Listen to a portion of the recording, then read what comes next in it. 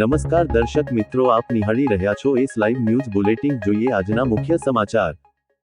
તાજેતરમાં હઠીસિંગ આર્ટ ગેલેરીમાં ગોવિંદ વિશ્વાસ અને વિમલ બલિયાના નેતૃત્વમાં એકત્વ શીર્ષકમાં એક પેઇન્ટિંગ એક્ઝિબિશન યોજાયું. આ ચિત્રો ફક્ત રંગો, રેખાઓ અને આકારો નથી, તે સંવેદનાઓનો સંગમ છે, જ્યાં વિવિધ વિચારો, અનુભવો અને મુસાફરીઓ એક સામાન્ય જમીન બનાવવા માટે ભેગા થાય છે, એકતાનો અવાજ બનાવે છે. એકત્વ પ્રદર્શન આપણને યાદ અપાવે છે કે તફાવતો વચ્ચે પણ સંવાદ શક્ય છે, અને વિવિધતામાં એક ગહન એકતા રહેલી છે. દરેક કલાકારની અભિવ્યક્તિ સ્વતંત્ર છે, છતાં બધી કૃતિઓ એકબીજા સાથે જોડાય છે, એક સામૂહિક અનુભવ બનાવે છે. સાથે રહેવું, સાથે જોવું અને સાથે અનુભવવું, આ એકતાનો સાચો અર્થ છે. नमस्कार, मेरा नाम गोविंद विश्वास है। मैं बड़ौदा से बिलोंग करता हूं और लगभग इस फील्ड में 20-22 साल 24 साल हो चुके हैं और ये मेरा 7वां शो है जो मैंने क्यूरेट किया है। और इसके साथ इस शो में 3 शहरों के कलाकार हैं, जिसमें बड़ौदा, अहमदाबाद और सूरत के हैं 15 कलाकार। और आप देख सकते हैं अलग अलग विधाओं में जो सभी के काम अलग अलग, जो एक वो होता है, एक आइडियल मतलब आइडेंटिटी होती है, उस तरह के कामों को हमने इसमें दिखाने का प्रयास किया है। और दूसरा, इसमें मैं हते सिंह और अपने निहारिका मैम को भी मैं इस वीडियो के माध्यम से थैंक यू बोलना चाहूंगा कि उन्होंने ये इनिशिएटिव लिया और मुझे आमंत्रित किया इस शो को क्यूरेट करने के लिए। और मैं मेरे साथ विमल अंबालिया जो मेरे को क्यूरेटर हैं, हम उनको भी धन्यवाद व्यक्त करना चाहेंगे। तो काम के बारे में अगर मैं बात करना चाहूंगा तो ये जो काम आप देख रहे हैं ये मेरा काम है और ये इसका नाम इम्प्रिंटो कहा जाता है। ये इसका नाम भी मैंने दिया है। 2014 से मैंने इसकी शुरुआत की थी। ये जो बारीक जाली के ऊपर मैंने लिक्विड रबर से किया हुआ काम है ये, और ये पूरे वर्ल्ड में कोई करता नहीं है। क्योंकि एक तरह से क्या होता है, हमें कैनवास या पेपर, हम मीडियम के माध्यम से जानते हैं कि कैनवास या पेपर होता है, पर लिक्विड फॉर्म में हम नेट के ऊपर कैसे काम करते हैं, ये एक नई विधा थी मेरे लिए। तो उसको कैसे डेवलप करना है, ये 2014 से मैंने डेवलप करना शुरू किया। और अभी जाके मैं इसमें अभी भी रिसर्च चालू है कि आने वाले समय में ये किसको कैसे प्रेजेंट करना है, या किसको कैसे, कोई क्लाइंट के यहाँ जाएगा तो ये कैसे जाएगा, ये सारी चीजें अभी भी रिसर्च में है। पर ये जो है ये रिवर्स टेक्निक से होता है, क्योंकि इसमें जो ये सब फॉर्म है, जैसे या ओम लिखा हुआ है, तो मैं जब ड्रॉ करता हूं तो मुझे उसको उल्टा लिखना होता है ताकि वो चिपक के इसके ऊपर जब आए तो वो सीधा दिखे। तो इसके लिए इम्प्रेशन प्लस प्रिंट 2 चीजें होती हैं, जो जिसके लिए इसका नाम इम्प्रिंटो रखा। और इसके लिए मुझे 2 बार अमेरिका से ग्रांट भी मिला।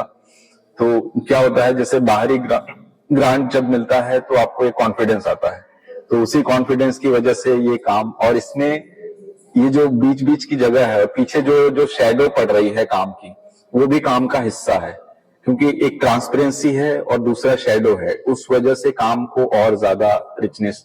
दूसरा, मैं विषय के बारे में बताना चाहूंगा कि विषय में जो भारतीय संस्कृति या हम चीजों को जो धार्मिक, आजकल के समय में बहुत कम चीजें ऐसे देखने को मिलती हैं, तो हम चाहते हैं कि लोग इन सब चीजों में और इन्वॉल्व हों, वो देखे जाने चीजों को। अपने ही सनातन संस्कृति के बारे में लोग आज भूलते जा रहे हैं।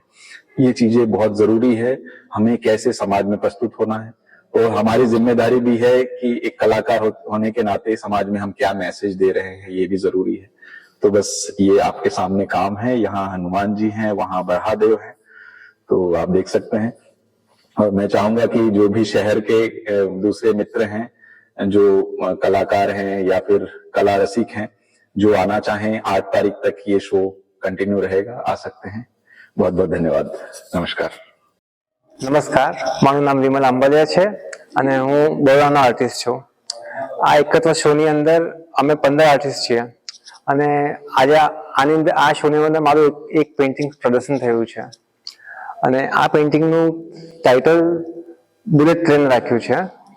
અને આ પેઇન્ટિંગની અંદર જે બુલેટ ટ્રેન પ્રોજેક્ટ જે છે અમદાવાદથી મુંબઈ, એમાં મારું ઘર જે છે, જે ઘર 120 વર્ષ જૂનું ઘર, હવેલી ટાઈપનું, અને એની અંદર જમીન સંપાદનમાં સરકાર શ્રીને આપવું પડ્યું. અને એ ઘર જે જગ્યા પર આપણું બાળપણ, આપણું જીવન એ જગ્યાએ ગુજર્યું હોય, અને આસપાસનો આખો જે માહોલ જે છે એ મેં આ ચિત્રમાં બતાવવાનો પ્રયત્ન કર્યો છે. પરંતુ એક સમય એવો આવે છે કે આપણે સરકારને બી સાથે બી રહેવું પડે છે, કેમ કે એ બી જરૂરી છે. જે ભારતનું જે બંધારણ મતલબ જે બાંધવામાં આવે છે, જે ઇન્ફ્રાસ્ટ્રક્ચર, એમાં બી આપણું કંઈક જે જગ્યાએ આપણું જીવન ગુજરે એના સાથે તો અટેચમેન્ટ છે, પણ ભારત દેશ સાથે પણ આપણું અટેચમેન્ટ છે. તો એ પ્રયાસ બતાવવાનો મેં પ્રયત્ન કર્યો છે. મારું નામ દીપિકા સાકર છે. મારો બોર્ન એન્ડ બ્રોટઅપ મુંબઈ થયું છે, પણ પાછલા 7 વર્ષથી હું બડોદા રહું છું. મેં બેચલર ઇન ફાઇન આર્ટ્સ મુંબઈમાં કર્યું છે અને માસ્ટર્સ ઇન ફાઇન આર્ટ્સ બડોદાથી કર્યું છે. તો હું મારા કામ દ્વારા પ્રકૃતિને હું કઈ રીતે એબ્ઝોર્બ કરું છું, નિરીક્ષણ કરું છું અને મારી કાલ્પનિક દૃષ્ટિકોણથી હું કઈ રીતના એને એક્સપ્રેસ કરું છું. હું ફોર એક્ઝામ્પલ જેમ કે બર્ડ્સ છે, ફ્લોરા, ફોના અને આપણી પ્રકૃતિમાં રહેલ બહુ મહત્વપૂર્ણ વસ્તુઓ જેનાથી આપણે એને નિરીક્ષણ કરીને આપણે પોતાની સાથે કનેક્ટ કરીને એને હીલ કરી શકીએ, એ બધી વસ્તુઓથી હું સંપર્ક કરીને એને ઓબ્ઝર્વ કરીને હું મારા કામમાં એને એક્સપ્રેસ કરું છું. તો હું પ્રિન્ટ મેકિંગ અને પેઇન્ટિંગમાં કામ કરું છું. અહીંયા આ પ્રદર્શનમાં પેઇન્ટિંગ અને પ્રિન્ટ મેકિંગના કામ ડિસ્પ્લે થયા છે. તો તમે સહુ આનંદ લો આ એક્ઝિબિશનનો, એ અમારી એવી વિનંતી. Thank you. આ ચિત્રો ફક્ત રંગો, રેખાઓ અને આકારો નથી, તે સંવેદનાઓનો સંગમ છે, જ્યાં વિવિધ વિચારો, અનુભવો અને મુસાફરીઓ એક સામાન્ય જમીન બનાવવા માટે ભેગા થાય છે, એકતાનો અવાજ બનાવે છે. એકત્વ પ્રદર્શન આપણને યાદ અપાવે છે કે તફાવતો વચ્ચે પણ સંવાદ શક્ય છે અને વિવિધતામાં એક ગહન એકતા રહેલી છે. દરેક કલાકારની અભિવ્યક્તિ સ્વતંત્ર છે, છતાં બધી કૃતિઓ એકબીજા સાથે જોડાય છે, એક સામૂહિક અનુભવ બનાવે છે. સાથે રહેવું, સાથે જોવું અને સાથે અનુભવવું, આ એકતાનો સાચો અર્થ છે. આ પ્રદર્શનમાં 15 જેટલા આર્ટિસ્ટોએ ભાગ લીધો છે. આ ઉત્કૃષ્ટ કલાકૃતિઓ નિહાળવા મોટી સંખ્યામાં કલારસિકો ઉમટી પડ્યા હતા. તો દર્શક મિત્રો, આ હતા અત્યાર સુધીના સમાચારની ખાસ ગતિવિધિ માટે આપ નિહાળતા રહો એસ લાઈવ ન્યૂઝ બુલેટિન. નમસ્કાર.